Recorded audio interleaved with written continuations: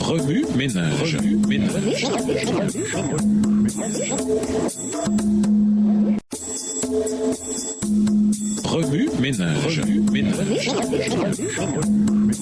Bienvenue dans votre émission. Remue ménage. Nous voilà à la leçon de jeudi. S'impliquer, une ruse dans le jardin. Si les anges ont été trompés par les méthodes ingénieuses de Lucifer pour dénaturer Dieu, si Adam et Ève ont été trompés par sa déclaration selon laquelle Dieu leur refusait l'éducation supérieure qui ferait d'eux des dieux, les hommes d'aujourd'hui ne risquent-ils pas aussi d'être trompés? Lisez le premier chapitre de Patriarches et Prophètes et voyez si les précieuses vérités contenues dans ce livre ne sont pas données par le Seigneur pour protéger son peuple contre les tromperies dont l'ennemi l'oppresse en ce moment. Texte tiré de Manuscript Releases au volume 10, aux pages 162 et 163, écrit par Ellen G. White.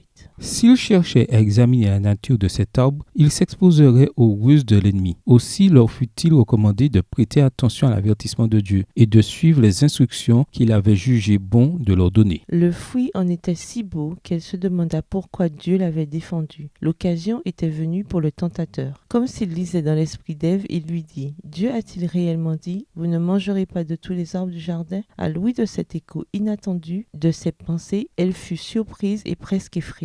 Mais le serpent poursuivit d'une voix musicale et caressante, se répandant en louanges subtiles sur sa beauté incomparable, louange qu'elle écouta sans déplaisir. Aussi, au lieu de s'enfuir en toute hâte, elle s'attarda, émerveillée d'entendre parler un serpent. Si elle s'était trouvée en face d'un être semblable aux anges, sa crainte aurait été plus forte. Mais l'idée ne lui vint pas que ce séduisant animal puisse être un instrument de l'ange déchu. Puis il, Satan, insinua que l'Éternel leur avait interdit de cet arbre par une crainte jalouse de les voir s'élever à sa hauteur. C'est, affirma-t-il, en raison de ses propriétés merveilleuses, de la faculté qu'il a de donner la sagesse, qu'on vous a défendu d'en goûter ou même d'y toucher. En termes couverts, le tentateur ajouta que la menace divine ne serait pas exécutée. Elle n'avait pour but que de les intimider. Extrait du livre Patriarches et Prophètes, chapitre 3, pages 33 et 34, écrit par Ellen G. White. Sans se lasser, Satan s'efforce de diriger nos regards vers les hommes plutôt que vers Dieu. Alors que les gens devraient sonder les Écritures pour y connaître leurs devoirs, il les pousse à choisir pour guide des évêques, des pasteurs, des professeurs de théologie. Puis, s'emparant de l'esprit de ses conducteurs, il mène les foules à sa guise. Texte tiré de la tragédie des siècles au chapitre 37 à la page 523. Le grand conflit final entre la vérité et l'erreur est le dernier épisode de la guerre séculaire contre la loi de Dieu. Cette bataille s'engage actuellement. Elle met aux prises les lois humaines et les préceptes de Jéhovah, la religion des Écritures et celle de la fable et de la tradition. Toujours extrait du livre Tragédie des siècles, chapitre 36, page 511, livre écrit par Ellen G. White. Remue ménage, suite à l'étude de Genèse 3, que pouvez-vous mettre en œuvre de façon personnelle et pratique pour éviter la tromperie? Quelles applications pratiques pouvez-vous faire dans vos cercles sociaux? Révisez le verset à mémoriser. En quoi s'applique-t-il spécifiquement à votre vie cette semaine? Au revoir. Et à demain si Dieu veut.